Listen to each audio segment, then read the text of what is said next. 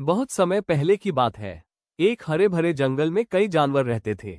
उसी जंगल में एक छोटा सा खरगोश चिंटू, एक समझदार हाथी मोती, एक चालाक लोमड़ी फॉक्सिया और एक मेहनती चींटी मिन्नी रहते थे।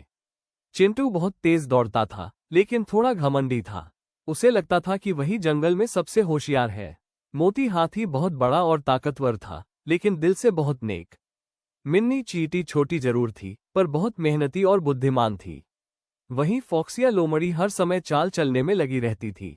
जंगल में संकट। एक साल अचानक जंगल में बारिश बहुत कम हुई। नदी सूखने लगी, पेड़ पौधे मुरझाने लगे।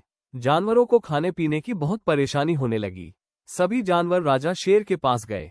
राजा शेर ने कहा, अगर हमने मिलकर कुछ नहीं किया तो जंगल को बचाना मुश्किल हो जाएगा। घमंड की परीक्षा। चिंटू बोला, मैं अकेला ही सब कर लूंगा, मुझे किसी की जरूरत नहीं। वह खाने की तलाश में अकेला निकल पड़ा, लेकिन रास्ते में वह गहरे गड्ढे में फंस गया। उसने बहुत कोशिश की, मगर बाहर नहीं निकल पाया। सच्ची दोस्ती। चिंटू की आवाज सुनकर मोती हाथी आया। उसने अपनी सूंड बढ़ाई, लेकिन गड्ढा बहुत गहरा था। तभी मिन्नी चींटी बोली, अगर हम सब मिलकर काम करें तो ये काम आसान हो जाएगा। मिन्नी ने बाकी चींटियों को बुलाया। उन्होंने रस्सी बनाने के लिए पत्तियां जोड़ी। मोती ने अपनी ताकत लगाई और सबकी मदद से चिंटू को बाहर निकाल लिया। चिंटू की आंखों में आंसू आ गए। उसने कहा, मुझे माफ कर दो, मैं घमंडी था। आज समझ आया कि मिलकर काम करने से ही मुश्किलें आसान होती है।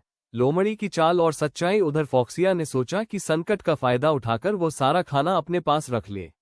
लेकिन जब उसकी चाल सबके सामने आ गई तो राजा शेर ने उसे समझाया।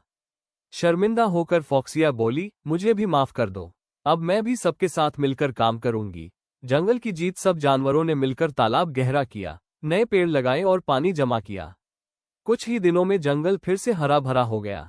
राजा शेर ने खुशी से कहा, आज जंगल ने जीत हासिल की है, क्योंकि हम सब एकजुट रहे। कहानी की सीख। घमंड इंसान को गिरा देता है, छोटा या बड़ा नहीं। एकता सबसे बड़ी ताकत है। सच्ची दोस्ती मुश्किल समय में ही पहचानी जाती है।